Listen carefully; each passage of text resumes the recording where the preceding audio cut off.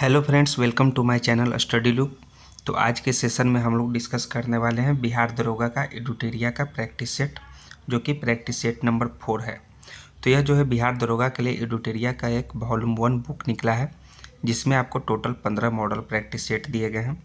तो इस वीडियो में हम लोग प्रैक्टिस सेट नंबर 4 को कवर कर रहे हैं।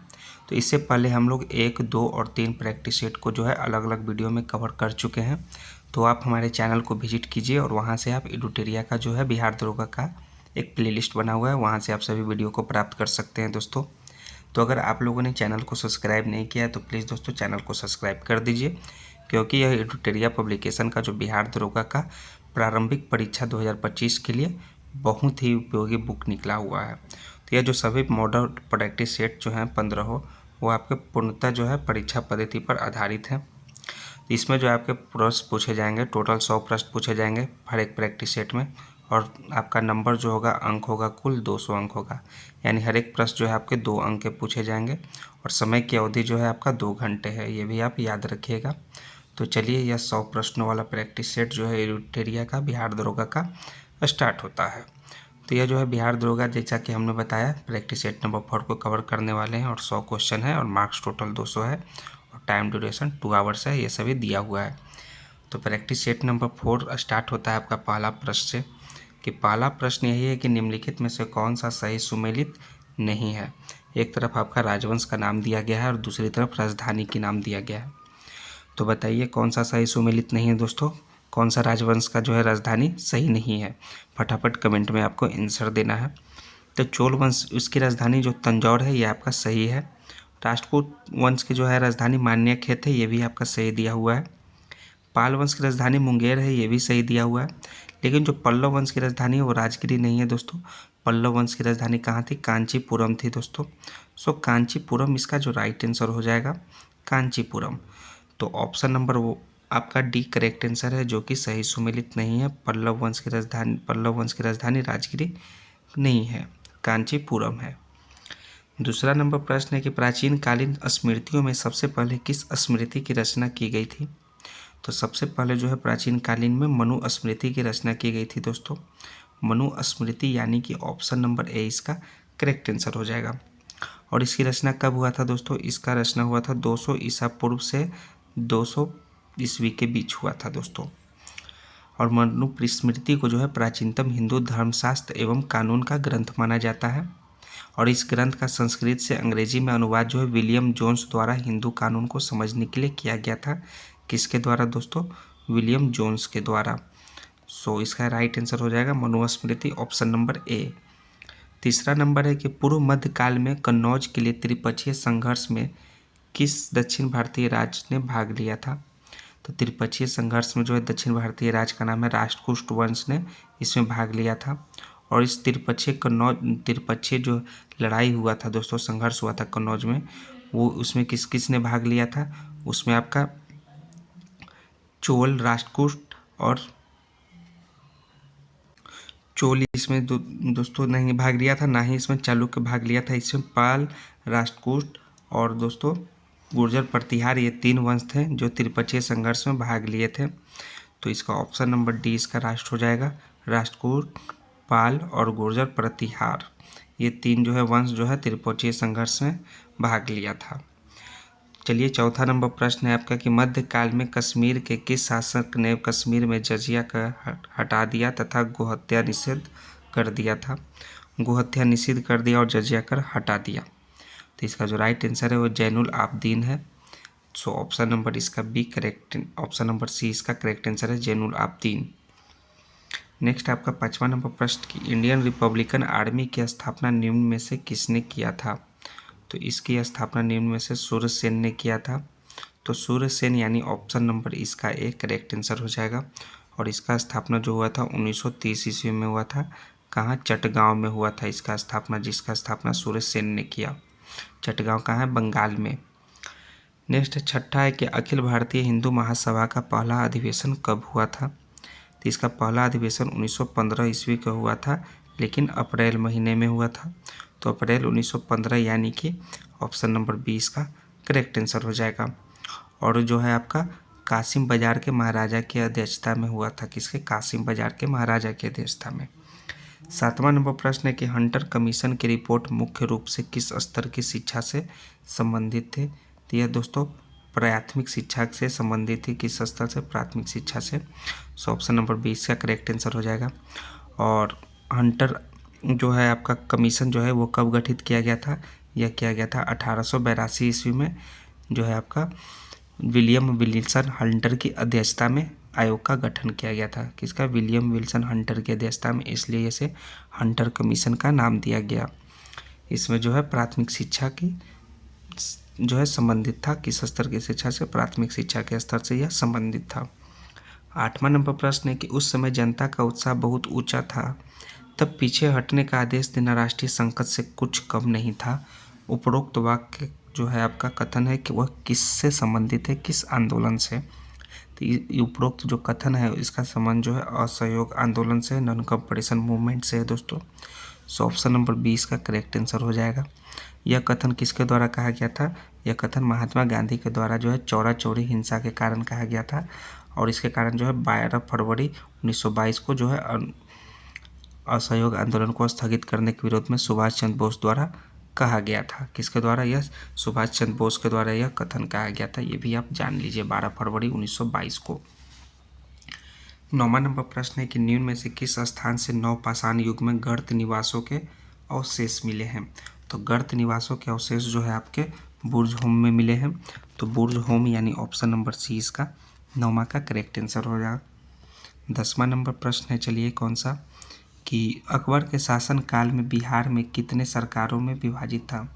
तो बिहार कितने सरकारों में विभाजित था दोस्तों? इसका जो राइट आंसर हो जाएगा वो आपका 7 हो जाएगा। बिहार 7 सरकारों में विभाजित था। सो ऑप्शन नंबर सी। 11 है कि निम्न में से कौन सा समाचार पत्र क्रांतिकारी विचारधारा से संबंधित नहीं था?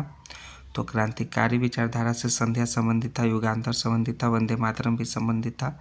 तो इनमें से कोई नहीं इसका राइट आंसर हो जाएगा। सो ऑप्शन डी इसका करेक्ट आंसर है। 12 नंबर है कि निम्न में कौन सही सुमेलित नहीं है? तो सही सुमेलित नहीं है, एक तरफ अभिलेख और दूसरे तरफ है उससे संबंधित शासक। तो नासिक अभिलेख जो है गौतमी पुत्र बलश्री से संबंधित है, ये सही है। देवपाड़ा अभिलेख विजय सेन से संबंधित, ये भी सही है। जूनागढ़ अभिलेख स्कंदकूट से संबंधित, ये भी सही है। मंदसौर अभिलेख पुलकेशिन द्वितीय इनसे संबंधित नहीं है दोस्तों। यह जो है मालवा नरेश यशोवर्मन से संबंधित है। किससे? यशोवर्मन से। सो इसका जो राइट आंसर हो जाएगा जो सही सुमेलित नहीं है, ऑप्शन नंबर डी, यशोवर्मन से यह सुमेलित है मंदसौर अभिलेख। 13 नंबर है, इंदिरा गांधी को किस वर्ष भारत रत्न दिया गया था? तो भारत रत्न इंदिरा गांधी को 1971 ईस्वी में दिया गया था। सो ऑप्शन नंबर सी इसका राइट आंसर हो जाएगा। और कुछ जान लीजिए दोस्तों, विनोबा भावे को कब दिया गया था दोस्तों? उनको 1983 ईस्वी में दिया गया था। और राजीव गांधी को कब क्या दिया गया था? उनको 1991 ईस्वी में दिया गया था। नेक्स्ट है आपका 14 नंबर प्रश्न, अनटोल्ड स्टोरी पुस्तक के लेखक निम्न में से कौन है? अनटोल्ड स्टोरी के पुस्तक के लेखक है BM कॉल। तो BM कॉल यानी ऑप्शन नंबर 20 का करेक्ट आंसर हो जाएगा। नेक्स्ट है आपका 15 नंबर प्रश्न, अहपन लोक कला का संबंध किस राज्य से है? अहपन लोक कला, तो इसका संबंध दोस्तों बिहार राज्य से है। तो बिहार राज्य यानी ऑप्शन नंबर इसका ए करेक्ट आंसर है। नेक्स्ट है आपका महाराष्ट्र। नेक्स्ट आपका देखिए, इस महाराष्ट्र जो है इससे कौन सा लोक कला संबंधित है? इससे रंगोली संबंधित है, ये भी जान लीजिए आप। गुजरात से कौन सा? वह साथिया लोक कला संबंधित है। और क्या है आपका राजस्थान से कौन सा है? मांडना या मेहंदी भी इससे संबंधित है लोक कला। ये सभी फैक्ट्स आप जान लिए इस प्रश्न के साथ। तो अहपन का जो राइट आंसर है वो बिहार से संबंध है। 16 नंबर प्रश्न है आपका कि भारतीय वायुसेना को कितने कमांड में विभाजित किया गया है? तो भारतीय वायुसेना को टोटल 7 कमांड में विभाजित किया गया है। तो 7 कमांड यानी ऑप्शन नंबर सी इसका राइट आंसर हो जाएगा।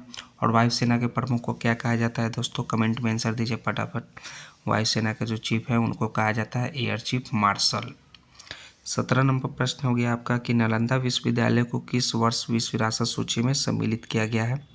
तो नालंदा विश्वविद्यालय को जो है 2016 ईस्वी में जो है 2016 में विश्व विरासत सूची में सम्मिलित किया गया। सो ऑप्शन नंबर ए इसका करेक्ट आंसर है। और जो है आपको बताना है कि महाबोधि मंदिर को कब सूची में शामिल किया गया, फटाफट कमेंट में आंसर दीजिए। महाबोधि मंदिर जो गया में है उसको जो है 2002 ईस्वी में जो है विश्व विरासत सूची में शामिल किया गया 2002 ईस्वी में। 18 नंबर है कि नगद कोष अनुपात यानी CRR के संबंध में निम्न कथनों पर विचार करें और कौन सा स्टेटमेंट ट्रू है कौन सा सत्य है वो आपको कथन बताना है। तो यह केंद्रीय बैंक द्वारा निर्धारित किया जाता है CRR, यह सही है। और प्रत्येक बैंक के लिए यह बाध्यकारी है, ये भी सही है। और यह नगद राशि नगद के रूप में RBI के पास रखता है, यह गलत है दोस्तों।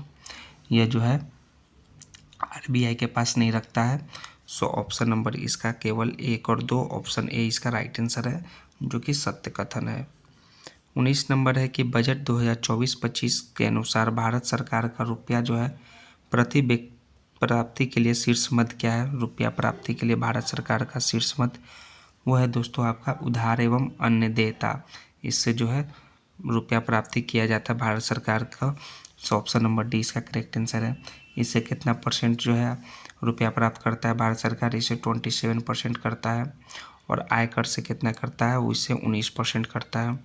और GST से करता है 18% और निगम कर से करता है 17%। रुपया प्राप्ति का शीर्ष मद है आपका उधार एवं अन्य देयता। 20वां नंबर है कि भारत में विश्व के समस्त लौह अयस्क भंडार का कितना प्रतिशत हिस्सा उपलब्ध है। तो भारत में दोस्तों टोटल 8% हिस्सा जो है विश्व के समस्त लौह अयस्क भंडार का उपलब्ध है। सो 8%, ऑप्शन नंबर 8 इसका करेक्ट आंसर हो जाएगा। 21 है कि निम्न में से कौन सा राज्य जो है नवीकरणीय ऊर्जा में प्रथम स्थान पर है। तो नवीकरणीय ऊर्जा में दोस्तों राजस्थान राज्य जो है टॉप पोजीशन पे है, प्रथम स्थान पे है। सो ऑप्शन नंबर ए इसका करेक्ट आंसर हो जाएगा। उसके बाद दूसरे स्थान पर कौन है दोस्तों, सेकंड पे गुजरात आपका आ जाएगा। और थर्ड पे आपका कौन सा है, वो है आपका तमिलनाडु है दोस्तों। तमिलनाडु जो है थर्ड पोजीशन पे है। और चौथे स्थान पे कौन है वो दोस्तों, वो है कर्नाटक है। और टॉप पे आपका जो हो गया आपका राजस्थान हो गया, जो नवीकरणीय ऊर्जा में प्रथम स्थान पर कब्जा किए हुए है। 22 नंबर है कि केंद्रीय कपास शोध संस्थान कहाँ स्थित है। तो केंद्रीय कपास शोध संस्थान जो है नागपुर में स्थित है। तो नागपुर यानी ऑप्शन नंबर सी इसका करेक्ट आंसर हो जाएगा दोस्तों। 23 नंबर है कि हाल ही में चर्चा में रहा ओरंगुटन कूटनीति किस देश से संबंधित है। ओरंगुटन कूटनीति यह दोस्तों मलेशिया देश से संबंधित है। सो मलेशिया यानी ऑप्शन नंबर सी इसका करेक्ट आंसर हो जाएगा। और मलेशिया ने जो है चीन की जो है पांडा कूटनीति किससे, पांडा कूटनीति से जो है प्रेरित होकर ओरंगुटन कूटनीति को अपनाया था, शुरू किया था। नेक्स्ट है 24 नंबर, यूनिफाइड यूपीएस पेंशन योजना को अपनाने वाला पहला राज्य कौन बना है। तो यूपीएस योजना को अपनाने वाला पहला राष्ट्र जो है वह महाराष्ट्र बना है। तो महाराष्ट्र यानी कि ऑप्शन नंबर 20 का करेक्ट आंसर हो जाएगा। और ये यूपीएस को जो है कब लागू करेगा दोस्तों, वो आपका 1 अप्रैल 2025 से लागू करेगा। 1 अप्रैल 2025 से केंद्र सरकार के कर्मचारियों पर लागू होगा। और जो है आपका महाराष्ट्र जो है पहला राज्य बना है जो कि यूपीएस को लागू करने की घोषणा किया है। नाटो शिखर सम्मेलन 2024 कहाँ आयोजित हुआ है। तो फटाफट कमेंट में आंसर दीजिए, यह जो है नाटो शिखर सम्मेलन कहाँ आयोजित हुआ है। तो वो हुआ है दोस्तों USA के वाशिंगटन DC में, अमेरिका के वाशिंगटन DC में। सो ऑप्शन नंबर 20 का करेक्ट आंसर हो जाएगा। इसका आयोजन कब हुआ था दोस्तों, इसका आयोजन जुलाई 2024 में हुआ था। और नाटो की स्थापना कब हुआ, फटाफट कमेंट में इसका आंसर दीजिए। नाटो का जो स्थापना हुआ वो हुआ आपका 1949 ईस्वी में हुआ। और 2024 में इसका कैमा शिखर सम्मेलन था दोस्तों, इसका जो है 75वां शिखर सम्मेलन था। और नाटो में कुल कितने सदस्य हैं ये भी आपको कमेंट में आंसर देना है, फटाफट बताइए। नाटो जो शिखर सम्मेलन हुआ उसमें कुल कितने सदस्य हैं। नाटो में टोटल 32 सदस्य हैं दोस्तों। और नाटो इसका जो फुल फॉर्म होता है वो होता है North Atlantic Treaty Organization. So option number इसका 32, ऑप्शन नंबर इसका बी करेक्ट आंसर है। तो जान गए जुलाई में हुआ। और यह 75वां वर्षगांठ मनाया गया। 1949 में इसका जो स्थापना हुआ था। और कुल सदस्य आपका 32 हैं। और नाटो का फुल फॉर्म जो होता है NATO का नॉर्थ अटलांटिक ट्रीटी ऑर्गेनाइजेशन। 26 है कि वर्ष 2024 में हुए चुनाव के बाद ब्रिटेन के प्रधानमंत्री निम्न में कौन बने हैं। तो ब्रिटेन के प्रधानमंत्री इनमें से बने हैं कीर स्टारमर। कौन? कीर स्टारमर बने हैं दोस्तों। सो ऑप्शन सी इसका करेक्ट आंसर हो जाएगा। इससे पहले कौन थे दोस्तों? इससे पहले जो है ऋषि सुनक थे, बिफोर थे। इससे पहले जो है प्रधानमंत्री बनने से पहले ऋषि सुनक प्रधानमंत्री थे। और इनका जो है ऋषि सुनक के नेतृत्व में कंजर्वेटिव पार्टी को जो हार मिला था। और यह जो है लेबर पार्टी से संबंधित है कीर स्टारमर। और इनको कितना सीटों के साथ विजय मिला है? 411 सीटों के साथ बड़ी जीत हासिल किया था कीर स्टारमर ने। जो 27वां नंबर प्रश्न है आपका, नोमैडिक एलिफेंट 2024 अभ्यास भारत और किस देश के बीच संपन्न हुआ? नोमैडिक एलिफेंट 2024 सैन्य अभ्यास यह दोस्तों हुआ भारत और मंगोलिया के बीच। किसके बीच? भारत और मंगोलिया। सो ऑप्शन डी इसका करेक्ट आंसर है। और जान लीजिए इसका जो आयोजन हुआ 3 से लेकर के 16 जुलाई तक हुआ था। और कहाँ हुआ था? ये हुआ था मेघालय में हुआ था। मेघालय कहाँ है? यह भारत देश में अपना स्थित है। इसमें कौन सी सेना भाग लेती है इस अभ्यास में, नोमैडिक एलिफेंट अभ्यास में? इसमें थल सेना अभ्यास लेती है दोस्तों। और यह जो है भारत और मंगोलिया के बीच जो है यह प्रतिवर्ष आयोजित होता है यह अभ्यास। सो ऑप्शन नंबर डी इसका मंगोलिया राइट आंसर होगा। 28 है कि भारत की पहली बहुउद्देशीय हरित हाइड्रोजन पायलट परियोजना का उद्घाटन किस राज्य में किया गया? इसका उद्घाटन जो है एचपी यानी हिमाचल प्रदेश में किया गया दोस्तों। सो ऑप्शन नंबर 20 का करेक्ट आंसर हो जाएगा। इस परियोजना से क्या होगा? इस परियोजना से भारत की नवीकरणीय ऊर्जा में वृद्धि होगी। और भारत द्वारा जो है 2030 तक जो है आपका 500 गीगावाट जो है ऊर्जा गैर जीवाश्म ईंधन से प्राप्त करना इसका मेन मोटो है, लक्ष्य है दोस्तों। सो ऑप्शन नंबर 20 का राइट आंसर है। इसका उद्घाटन हिमाचल प्रदेश में किया गया। 29 है कि अगस्त 24 में गृह मंत्रालय द्वारा किस राज्य या केंद्र शासित प्रदेश में नए जिले बनाने का निर्णय लिया गया है? तो है आपका लद्दाख में नए जो है जिले बनाने का निर्णय लिया गया है। और किस में 5, इसमें कितने 5 जिले बने हैं दोस्तों? कितने? 5 नए जिले बने हैं। इसका नाम है जास्कर, ट्रांस, साम, नुब्रा और चंगथाम जो है इसको बनाने का निर्णय लिया गया है 5 जिले को। सो ऑप्शन डी इसका करेक्ट आंसर हो जाएगा। चलिए 29 के बाद 30वां नंबर प्रश्न क्या है आपका बिहार दरोगा का। इसमें है कि किस देश में पहला ई स्पोर्ट्स ओलंपिक खेल का आयोजन किया जाएगा? ई स्पोर्ट ओलंपिक खेल का वो आपका सऊदी अरब देश में आयोजित किया जाएगा। सो ऑप्शन नंबर ए इसका करेक्ट आंसर है। इसका प्रमुख जो उद्देश्य है वैश्विक स्तर पर जो है ई स्पोर्ट्स को बढ़ावा देना है दोस्तों। सो ऑप्शन नंबर ए इसका करेक्ट आंसर होगा। 31 है कि देश का पहला शून्य कार्बन उत्सर्जन हवाई अड्डा कौन सा है? तो देश का पहला शून्य कार्बन उत्सर्जन हवाई अड्डा दिल्ली का हवाई अड्डा है। सो दिल्ली का हवाई अड्डा ऑप्शन नंबर ए इसका करेक्ट आंसर होगा। और दिल्ली का हवाई अड्डा का नाम है दोस्तों IGI इंदिरा गांधी इंटरनेशनल हवाई अड्डा। और इसका जो इंदिरा गांधी हवाई अड्डा का जो लक्ष्य है 2030 तक जो है शून्य कार्बन का लक्ष्य रखा गया है। सो ऑप्शन नंबर ए इसका करेक्ट आंसर है। 32 है कि एशियन गेम 2026 का आयोजन किस देश में होगा? एशियन गेम 2026 का आयोजन जापान देश में होगा। सो जापान यानी ऑप्शन नंबर ए इसका करेक्ट आंसर है। और जापान के किस में कहाँ होगा? यह आईची जगह पे होगा, आईची में। और इसमें जो है भारतीय सर्फिंग टीम को पहला कोटा मिला है। किसको? सर्फिंग टीम को पहला कोटा मिला है, सर्फिंग टीम को भारत के। सो ऑप्शन ए इसका करेक्ट आंसर है। किस राज्य द्वारा स्कूली पाठ्यक्रम में AI को शामिल किया गया है? वो राज्य का नाम है दोस्तों केरला, जिसमें जो है स्कूली पाठ्यक्रम में AI को शामिल किया गया। ऑप्शन डी करेक्ट आंसर है। 34 है कि विश्व पर्यावरण दिवस 2024 की थीम क्या थी? इसका थीम था land rotation, desertification and drought resilience, यानी ऑप्शन नंबर इसका एक करेक्ट आंसर है। यह पर्यावरण दिवस 2024 की थीम थी। और यह कब मनाया जाता है दोस्तों? प्रत्येक वर्ष जो है 5 जून को विश्व पर्यावरण दिवस मनाया जाता है। और विश्व पर्यावरण दिवस मनाने की घोषणा कब कौन किया था? संयुक्त राष्ट्र सभा ने 1972 ईस्वी को इसका घोषणा किया गया था। और वर्ष 2024 में जो है वर्ल्ड इन्वायरमेंट डे का मेजबानी कौन किया था? वो किया था सऊदी अरब। सऊदी अरब जो है वर्ल्ड इन्वायरमेंट डे का मेजबानी किया था। सो ऑप्शन नंबर ए इसका हो जाएगा land restoration, desertification and drought resilience जो है पर्यावरण दिवस 2024 का थीम था। 35 है कि भारत में 2 नए रामसर स्थानों की घोषणा किया गया है। तो यह किस जिले में स्थित है 2 नए रामसर स्थान? वो दोनों जो है जमुई जिला में स्थित है। तो जमुई यानी कि ऑप्शन नंबर डी इसका करेक्ट आंसर है। और विश्व में सबसे अधिक रामसर स्थल जो है कहाँ है दोस्तों, वो आपका यूके में यानी कि यूनाइटेड किंगडम में है। और भारत में सबसे अधिक रामसर स्थल कहाँ है, वो है आपके तमिलनाडु में स्थित है सबसे अधिक रामसर स्थल। और दूसरे स्थान पर कौन है, दूसरे स्थान पर आपका यूपी है दोस्तों। यहाँ जो है भारत में अधिक रामसर स्थल है। नेक्स्ट आपका है 36 नंबर की विश्व महासागर दिवस किस तिथि को मनाया जाता है।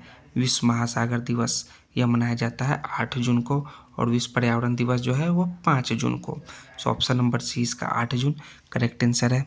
और इसका थीम क्या था, थीम था अवेकन न्यू डेप्थ। क्या था, फटाफट दोस्तों कमेंट में आंसर दीजिए लिख के। इसका थीम था अवेकन न्यू डेप्थ। किसका था, विश्व महासागर दिवस का थीम था 2024 का। 37 है कि फ्रेंच ओपन 2024 में पुरुष सिंगल का खिताब किसने जीता। तो पुरुष सिंगल का खिताब कार्लोस अल्काराज ने जीता। सो ऑप्शन नंबर ए इसका करेक्ट आंसर हो जाएगा।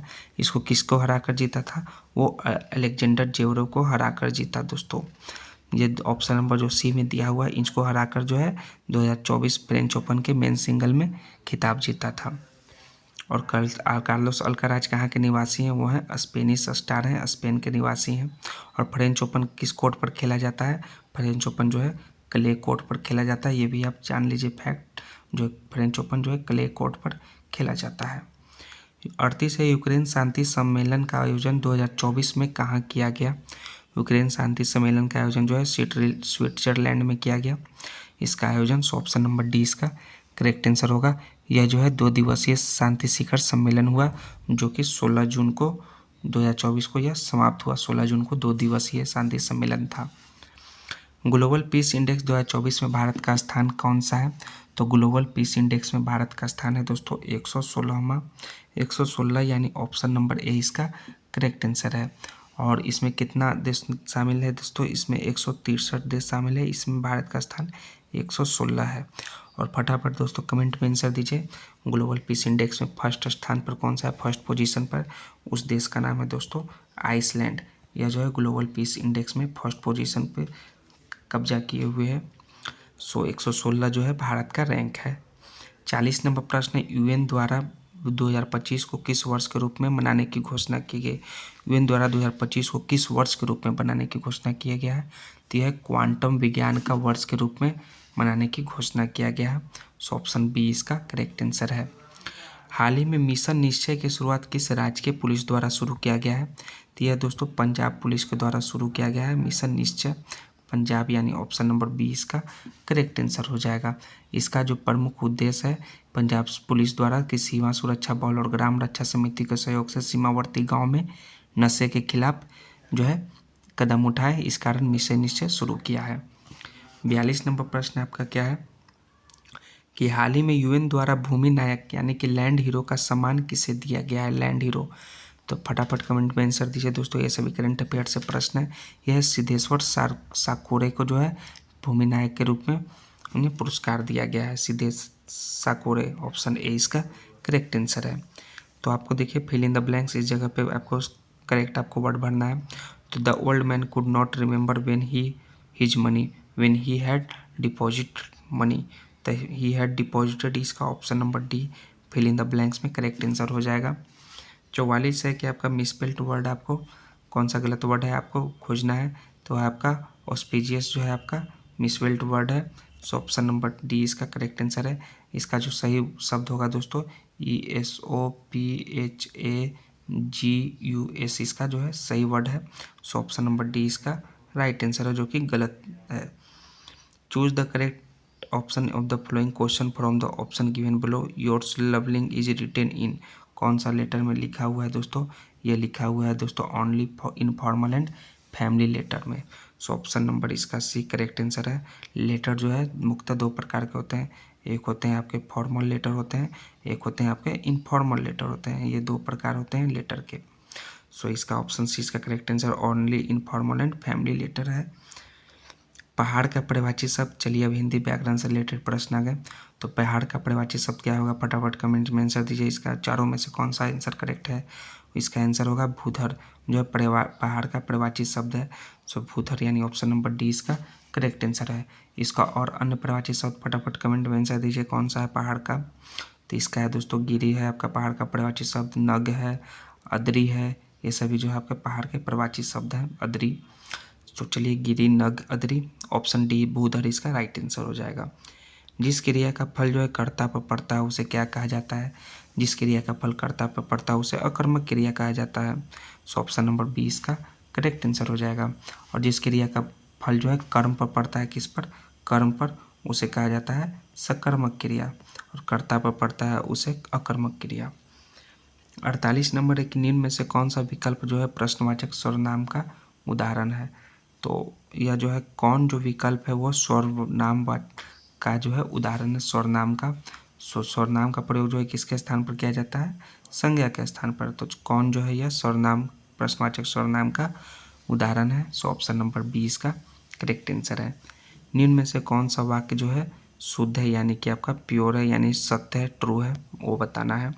तो वेद के जो है 6 अंग माने जाते हैं, वेदों के 6 अंग माने जाते हैं, ये कौन सा शुद्ध है? वो है आपका सी, आपका जो है शुद्ध रूप से लिखा हुआ है। सो ऑप्शन नंबर सी इसका करेक्ट आंसर हो जाएगा। आसमान फूट टूट पड़ना मुहावरे का अर्थ 50वां नंबर प्रश्न। आसमान टूट पड़ना मतलब होता है मुसीबत को आना, यानी ऑप्शन नंबर 20 का करेक्ट आंसर हो जाएगा। 51 है कि निम्नलिखित में से कौन सा जो है आपका स्टेटमेंट जो है ट्रू है, यानी सत्य है? तो ट्रू स्टेटमेंट है आपका कि लाल मिट्टी में सिलिका एवं आयरन की बहुलता होती है और काली मिट्टी में आयरन, चूना, एल्यूमिनियम और मैग्नीशियम की बहुलता होती है। ये दोनों स्टेटमेंट ट्रू है, लेकिन जलोढ़ मिट्टी में पोटाश, नाइट्रोजन, फास्फोरस एवं ह्यूमस की बहुलता नहीं होती है दोस्तों। जलोढ़ मिट्टी में जो है पोटाश की बहुलता होती है, लेकिन नाइट्रोजन, फास्फोरस और ह्यूमस की कमी होती है। सो ऑप्शन नंबर इसका 2 और 3 कौन सा है? ऑप्शन बी इसका करेक्ट आंसर है, केवल 2 और 3। 52 नंबर प्रश्न में क्या है कि 2011 के जनगणना अनुसार सर्वाधिक अनुसूचित जाति यानी कि एससी जनसंख्या प्रतिशत वाला राज्य, सर्वाधिक एससी जनसंख्या प्रतिशत वाला राज्य कौन सा जनगणना के अनुसार? वह है आपका पंजाब राज्य है, जहाँ सर्वाधिक एससी जनसंख्या प्रतिशत वाला राज्य है। सो ऑप्शन नंबर ए इसका करेक्ट आंसर है। यहाँ कितने प्रतिशत एससी जाति है यानी अनुसूचित जाति हैं दोस्तों? यहाँ आपके 31.9% है 2011 के जनगणना के अनुसार। इसके बाद जो है किसका नंबर आता है? उसके बाद आपका एचपी यानी हिमाचल प्रदेश का नंबर आता है। यहाँ आपका 25.2% आपके हैं अनुसूचित जाति। और तीसरे नंबर पर आपके हैं डब्ल्यूबी यानी कि वेस्ट बंगाल है, यहाँ 23.5% अनुसूचित जाति हैं। चौथे नंबर पर आपके यूपी आता है, वहाँ पे 20.7% अनुसूचित जाति हैं। और 5वें नंबर पर आपका हरियाणा आता है, यहाँ पर आपका 20.2% जो है अनुसूचित जाति के लोग रहते हैं। तो ऑप्शन नंबर ए इसका सर्वाधिक अनुसूचित जाति प्रतिशत वाला राज्य पंजाब हो गया, ऑप्शन नंबर ए।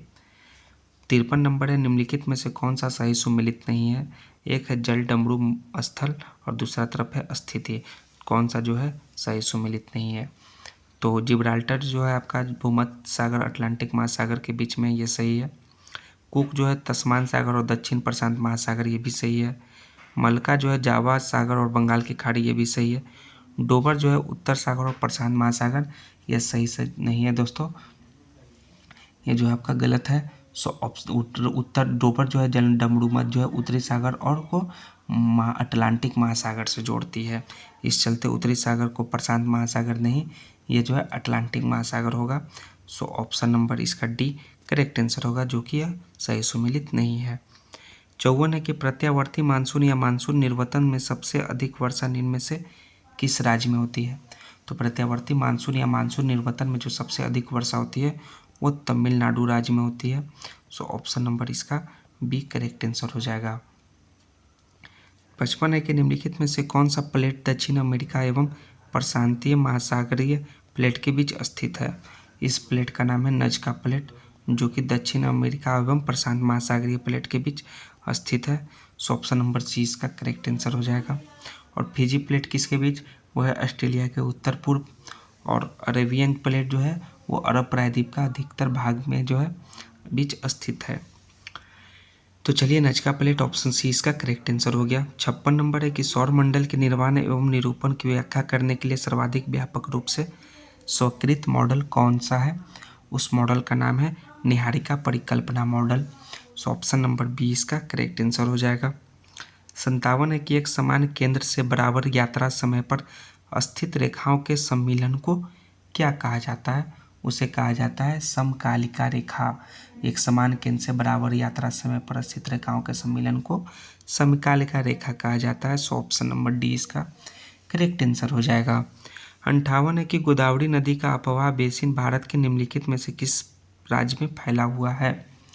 तो दोस्तों पहला महाराष्ट्र में फैला हुआ है, उसके बाद छत्तीसगढ़, तेलंगाना, आंध्र प्रदेश और उड़ीसा, इन राज्यों में जो है गोदावरी नदी का अपवाह बेसिन फैला हुआ है। सो ऑप्शन नंबर 20 का करेक्ट आंसर हो जाएगा। और भारत का जो दूसरी सबसे लंबी नदी है वो गोदावरी नदी है, सेकंड सबसे लॉन्ग नदी है, लंबी नदी है। ठीक, और जान लीजिए यह प्रायद्वीपीय भारत की सबसे बड़ी नदी है। कौन सी? गोदावरी नदी प्रायद्वीपीय भारत की सबसे बड़ी नदी है। और इसे जो है विरिध गंगा के नाम से भी जाना जाता है। क्या? विरिध गंगा के नाम से गोदावरी नदी को भी हम लोग जानते हैं। ये सभी गोदावरी नदी के लिए जो है फैक्ट्स जो है बता दिए आपको। 59 नंबर प्रश्न है कि दाची ग्राम राष्ट्रीय उद्यान जो है निम्नलिखित में से किस राज्य में है? तो दाची ग्राम राष्ट्रीय उद्यान जो है J&K यानी जम्मू एंड कश्मीर में स्थित है। तो जम्मू कश्मीर यानी ऑप्शन नंबर ए इसका करेक्ट आंसर है। यह जो राष्ट्रीय उद्यान था इसकी स्थापना कब किया गया था? जम्मू कश्मीर में 1981 ईस्वी में इसका स्थापना किया गया था।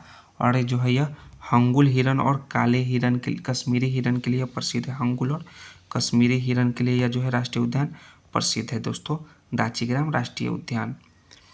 निम्नलिखित में से किस क्षेत्र में भारत के अन्य क्षेत्रों की तुलना में अधिक मौसमी अंतर होता है? तो जो है भारत के अंदरूनी भाग में जो है अधिक अंतर होता है। सो ऑप्शन नंबर डी इसका करेक्ट आंसर हो जाएगा, क्योंकि वो समुद्र तथा पहाड़ों से बहुत दूर होते हैं। 61 है कि निम्नलिखित में से किस अधिनियम के तहत भारत के राज सचिव यानी secretary of state of India की नियुक्ति की गई थी? उस अधिनियम का नाम है दोस्तों 1858 ईस्वी का भारत शासन अधिनियम। इसके अंतर्गत जो है secretary of state for India की नियुक्ति किया गया। सो ऑप्शन नंबर ए इसका राइट आंसर हो जाएगा। नेक्स्ट है आपका 62 नंबर प्रश्न, स्वतंत्र भारत का पहला मंत्रिमंडल 1947 के अनुसार मंत्री एवं संबंधित विभाग को सुमेलित कीजिए। एक तरफ विभाग दिया गया है और दूसरी तरफ सूची में मंत्री दिया गया है। तो शिक्षा विभाग से कौन मंत्री संबंधित है? वो थे मौलाना अबुल कलाम आज़ाद। सो 1 का एस हो जाएगा। रेलवे एवं परिवहन जो है वो डॉक्टर जॉन मथाई उससे संबंधित है। सो 2 का आर हो जाएगा। खाद्य एवं कृषि इससे संबंधित है डॉक्टर राजेंद्र प्रसाद। सो 3 का आपका क्यू हो जाएगा। और लास्ट आपका बचा वित्त मंत्री, उससे जो थे RK शनमुगम शेट्टी संबंधित हैं। सो इसका पी हो जाएगा। तो SRQP कौन सा ऑप्शन में दिया हुआ है? वो आपका ऑप्शन नंबर सी में दिया हुआ है SRQP। तो 62 का करेक्ट आंसर सी है। 63 है कि निम्नलिखित में से कौन से अनुसूचित प्रथम संविधान संशोधन अधिनियम 1951 के द्वारा जोड़ी गया? तो वो 9वीं अनुसूची के द्वारा जोड़ा गया दोस्तों। 9वीं अनुसूची यानी ऑप्शन नंबर इसका सी करेक्ट आंसर हो जाएगा। तो प्रथम संविधान संशोधन जो कब हुआ था दोस्तों? वो हुआ था 1951 में, ये आप तो जान गए। नेक्स्ट है कि भारतीय संविधान के किस अनुच्छेद के तहत देश के किसी भी क्षेत्र में आवागमन की स्वतंत्रता का वर्णन किया गया है? तो यह अनुच्छेद 19 के डी में यह वर्णन किया गया आवागमन की स्वतंत्रता का वर्णन। सो ऑप्शन नंबर 20 का करेक्ट आंसर होगा। नेक्स्ट है निम्नलिखित में से किस संविधान संशोधन अधिनियम द्वारा संविधान संशोधन विधेयकों पर राष्ट्रपति को अपनी स्वीकृति देने के लिए बाध्यकारी बना दिया है? वह है 24वां संविधान संशोधन अधिनियम, जो कि 1971 ईस्वी में हुआ था। सो ऑप्शन नंबर 20 का करेक्ट आंसर हो जाएगा 1971 24वां संविधान संशोधन अधिनियम। 66 है कि पंचायतों की वित्तीय अवस्था का मूल्यांकन करने के लिए वित्त आयोग का गठन का प्राधिकार किसे है? तो इसका गठन का प्राधिकार है राज्य के गवर्नर को। तो राज्य के गवर्नर यानी कि ऑप्शन नंबर इसका बी करेक्ट आंसर हो जाएगा। 67 है कि निम्नलिखित में से कौन सी समिति सबसे बड़ी संसदीय समिति है? तो वह जो है प्राक्कलन समिति जो है सबसे बड़ी संसदीय समिति है दोस्तों। सो ऑप्शन नंबर 20 का करेक्ट आंसर हो जाएगा। इसमें जो है कितने सदस्य होते हैं? 30 संसद के सदस्य, लोकसभा के 30 सदस्य होते हैं दोस्तों प्राक्कलन समिति में। और इसमें सदस्यों का जो कार्यकाल होता है वो 1 वर्ष का होता है, यानी कि 1 ईयर का होता है। और इस समिति का मुख्य कार्य जो है सरकारी खर्च में कमी कैसे लाया जाए, संगठन में कैसे कुशलता लाया जाए तथा प्रशासन में कैसे सुधार किया जाए आदि विषय पर रिपोर्ट देना होता है। तो चलिए, प्राक्कलन समिति जो है सबसे बड़ी संसदीय समिति है। 68 है कि राष्ट्रीय विकास परिषद का अधिनियम कब, परिषद का जो है गठन कब किया गया था। इसका गठन जो है 6 अगस्त को किया गया था 1952 ईस्वी में। सो ऑप्शन नंबर इसका सी करेक्ट आंसर हो जाएगा। 69 है कि विधान परिषद में कितने सदस्यों का राज्यपाल उन व्यक्तियों को मनोनीत करता है जिन्हें साहित्य, कला, विज्ञान, सहकारिता आंदोलन या सामाजिक सेवा के संबंध में विषय में ज्ञान हो। वह है आपका 1/6। कितने सदस्य? 1/6 सदस्य। सो ऑप्शन नंबर इसका बी करेक्ट आंसर हो जाएगा। 70 नंबर प्रश्न देखिए क्या है कि 2 या 2 से अधिक राज्यों के बीच ऐसे विवाद में जिसमें उनके वैधानिक अधिकारों का प्रश्न निहित हो तो सर्वोच्च न्यायालय के किस क्षेत्राधिकार के अंतर्गत आते हैं। तो आते हैं प्रारंभिक क्षेत्राधिकार के अंतर्गत। सो प्रारंभिक यानी ऑप्शन नंबर ए इसका करेक्ट आंसर हो जाएगा। 71 है कि वो निम्नलिखित भौतिक राशि एवं उसके एसआई मात्रक को सही सुमेलित करना है। एक तरफ है भौतिक राशि और दूसरी तरफ सूची 2 में आपके एसआई मात्रक। तो आपके पदार्थ का परिणाम से जो है आपका मोल हो जाएगा, 1 का आपका आर हो जाएगा। नेक्स्ट है आपका ताप जो है केल्विन से संबंधित है, केल्विन यानी के, सो आपका क्यू हो जाएगा। द्रव्यमान का जो है एसआई मात्रक क्या है दोस्तों, उसका जो है किलोग्राम है, किलोग्राम यानी एस इसका केजी किलोग्राम है। और लंबाई लास्ट आपका बच गया मीटर एम, तो आपका हो जाएगा पी। तो कौन से RQSP कौन सा ऑप्शन में दिया हुआ है? ऑप्शन नंबर सी में आपका देखिए RQSP दिया हुआ है। सो 71 का सी इसका करेक्ट आंसर है। नेक्स्ट है वेग का वित्तीय सूत्र क्या होता है। तो वेग का जो वित्तीय सूत्र होता है दोस्तों ये आपका ये होता है। सो ऑप्शन नंबर ए इसका करेक्ट आंसर होगा। घर्षण गुणांक जो है माइक्रो का मान होता है, तो इसका जो मान होता है वो 0 से 1 के बीच होता है दोस्तों। सो ऑप्शन नंबर बी इसका करेक्ट आंसर है, 0 से 1 के बीच। जब बर्फ़ जो है समुद्र के पानी में तैरती है तो कितना भाग जो है पानी के नीचे रहता है। तो जब बर्फ़ जो है समुद्र में तैरती है तो 9/10 भाग जो है पानी के नीचे रहता है। सो ऑप्शन नंबर इसका बी करेक्ट आंसर हो जाएगा। और पानी के ऊपर कितना 1/10 भाग रहता है। 75 नंबर है कि निम्नलिखित में से कौन सा तरंग जो है विद्युत चुंबकीय नहीं है। तो विद्युत चुंबकीय तरंग जो है कैथोड किरण नहीं है दोस्तों, बाकी ये सभी जो है विद्युत चुंबकीय तरंग है। सो ऑप्शन नंबर ए इसका कैथोड किरण करेक्ट आंसर हो जाएगा। 76 है कि प्रतिध्वनि सुनने के लिए श्रोता एवं परावर्तक सतह के बीच न्यूनतम दूरी कितनी होनी चाहिए। तो उसके बीच न्यूनतम दूरी जो है 16.6 मीटर होनी चाहिए, श्रोता एवं परावर्तक सतह के बीच न्यूनतम दूरी। सो ऑप्शन नंबर ए इसका करेक्ट आंसर है। और कान पर जो है ध्वनि का प्रवाह जो है कितना सेकंड तक रहता है, वो है 1/10 सेकंड तक रहता है। ये भी आप फैक्ट्स जान लीजिए। नेक्स्ट है आपका निम्नलिखित में से कौन सा कथन सत्य है, ट्रू स्टेटमेंट कौन सा है। तो श्रेणी क्रम के समूहन में धारा समान तथा वोल्टेज अलग अलग होता है, ये सही है। समांतर क्रम के समूहन में धारा का मान अलग अलग होता है जबकि वोल्टता समान होती है, ये भी कथन यानी स्टेटमेंट ट्रू है। सो 1 और 2 दोनों स्टेटमेंट ट्रू हो जाएगा। ऑप्शन नंबर सी तो करेक्ट आंसर हो जाएगा। नेक्स्ट है आपका 78 नंबर प्रश्न, निम्नलिखित में से कौन सा जो है समांग मिश्रण का उदाहरण है। तो समांग मिश्रण का उदाहरण जो है आपका नमक चीनी का जलीय विलयन है। और कौन सा है, और हब है, ये दोनों जो है समांग मिश्रण का उदाहरण है। सो ऑप्शन नंबर इसका केवल 1 और 2, ऑप्शन डी इसका करेक्ट आंसर है। समांग मिश्रण किसे कहते हैं दोस्तों कि निश्चित अनुपात में जो है अवयव को मिलाने से समांग मिश्रण का निर्माण होता है जिसमें प्रत्येक भाग के गुणधर्म एक समान होते हैं, तो इसे समांग मिश्रण कहा जाता है। सो 1 और 2 इसका राइट आंसर हो जाएगा आपका हब और नमक या चीनी का जलीय विलयन। 78 के बाद 79 नंबर प्रश्न है, निम्नलिखित में से कौन सा जो है अणु या एटम का भाग नहीं है। तो इनमें से जो है आपका फोटोन जो है आपका अणु या एटम का भाग नहीं है। सो ऑप्शन नंबर डी इसका करेक्ट आंसर हो जाएगा। 80 नंबर है कि निम्नलिखित में से कौन सा कथन सत्य है यानी कि ट्रू स्टेटमेंट है। तो ट्रू स्टेटमेंट है कि कैल्शियम कार्बोनेट जो है दंत पेस्ट का एक अवयव होता है, ये आपका स्टेटमेंट ट्रू है। बाकी ये सभी आपके फॉल्स स्टेटमेंट दिए हुए हैं। सो ऑप्शन नंबर 20 का 80 का करेक्ट आंसर है। कैल्शियम कार्बोनेट का जो फार्मूला है दोस्तों वो क्या है आपका CaCO3 है दोस्तों। नेक्स्ट है जल गैस निम्नलिखित में से किसका मिश्रण होता है। तो जल गैस जो है आपका CO+H2 का मिश्रण होता है। CO+H2 यानी कि ऑप्शन नंबर सी इसका करेक्ट आंसर है।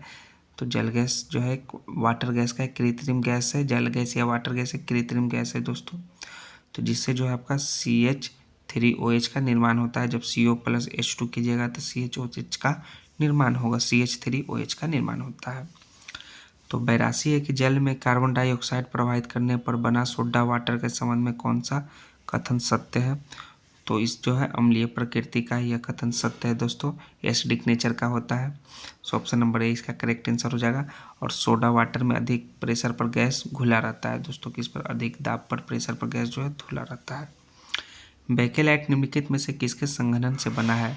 तो बेकेलाइट जो है फिनॉल और फॉर्मेल्डिहाइड के संघनन से बना है। सो ऑप्शन नंबर ए इसका करेक्ट आंसर है, फिनॉल तथा फॉर्मल्डिहाइड। यह एक थर्मेसेटिंग फिनॉल फॉर्मल्डिहाइड रेजिन होता है दोस्तों। यह जो है संघनन प्रतिक्रिया के फलस्वरूप बनता है बेकेलाइट। परिशीतन खाद्य परिरक्षण में कैसे मदद करता है। परिशीतन जो है खाद्य परिरक्षण में कैसे मदद करता है ये बताना है। तो जो प्रतिशीतन है वो जैव रासायनिक अभिक्रिया के दर को कम कर देता है। सो ऑप्शन नंबर 20 का करेक्ट आंसर है, जो कि खाद्य परिरक्षण में मदद करता है। ऑप्शन बी करेक्ट आंसर होगा। 85 है कि निम्नलिखित में से कौन सा वायु का जो है अकार्बनिक गैस प्रदूषक है। अकार्बनिक गैस प्रदूषक उसका नाम है हाइड्रोजन सल्फाइड। सो ऑप्शन नंबर डी इसका करेक्ट आंसर हो जाएगा। 86 है कि जैविक जगत में होने वाली कार्य गुण एवं पद्धति के अध्ययन के इस ज्ञान को मशीनी जगत में उपयोग करने को क्या कहा जाता है। उसे कहा जाता है बायोनिक्स कहा जाता है। सो ऑप्शन नंबर ए इसका करेक्ट आंसर है। 87 है कि निम्नलिखित में से कौन सा कीट नहीं है। तो कौन सा कीट नहीं है। खटमल तो आपका कीट है दोस्तों, घरेलू मक्खियाँ भी कीट है, मच्छर भी कीट है, लेकिन मकड़ी जो है कीट नहीं है। सो ऑप्शन नंबर डी इसका करेक्ट आंसर होगा।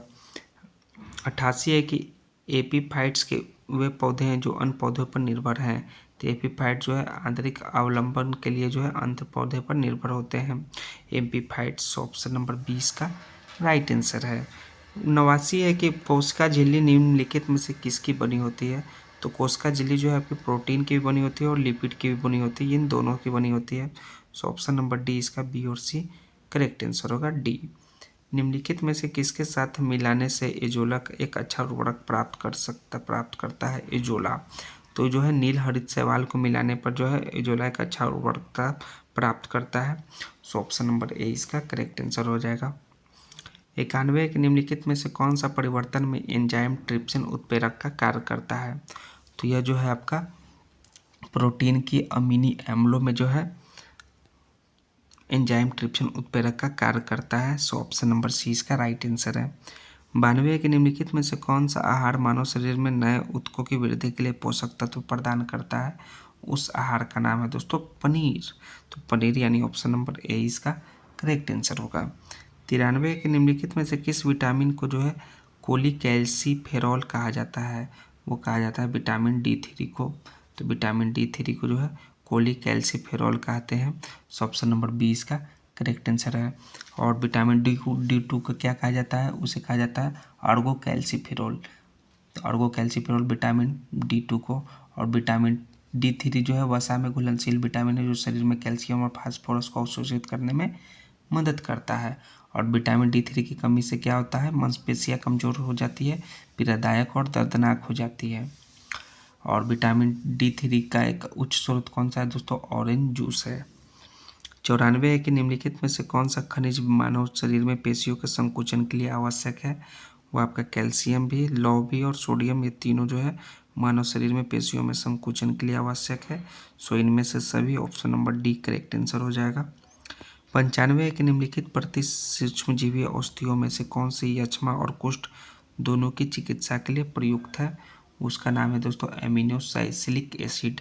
एमिनोसैलिसिलिक एसिड यानी ऑप्शन नंबर ए इसका करेक्ट आंसर हो जाएगा, जो कि आपका कुष्ठ रोग और यक्ष्मा दोनों की चिकित्सा के लिए प्रयुक्त है।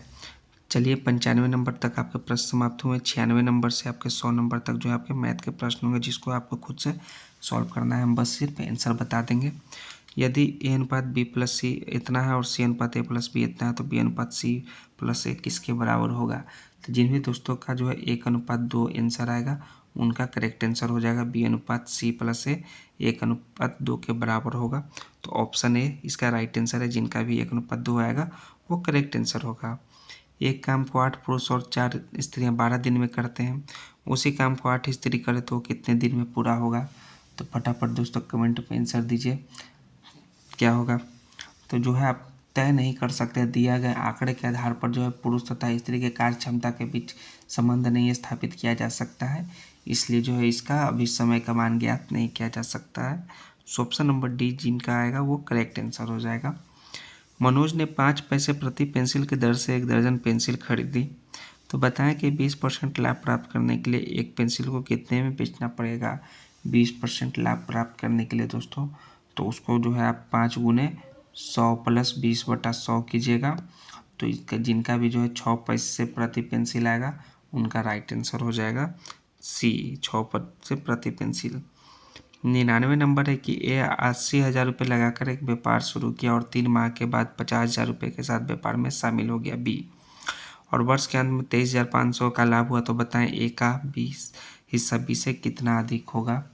तो जिन भी दोस्तों का 8500 रुपया आएगा वो ए का हिस्सा बी से अधिक होगा दोस्तों। तो ऑप्शन नंबर 20 का करेक्ट आंसर हो जाएगा। 100वां नंबर प्रश्न देखिए इस वीडियो का लास्ट में प्रश्न सेट नंबर 4 का मैथ से रिलेटेड है कि वार्षिक ब्याज की दर 11.5% से 10% रह जाने पर किसी व्यक्ति की 55.50 रुपये वार्षिक की हानि होती है, तो उसकी पूंजी कितने रुपया में है।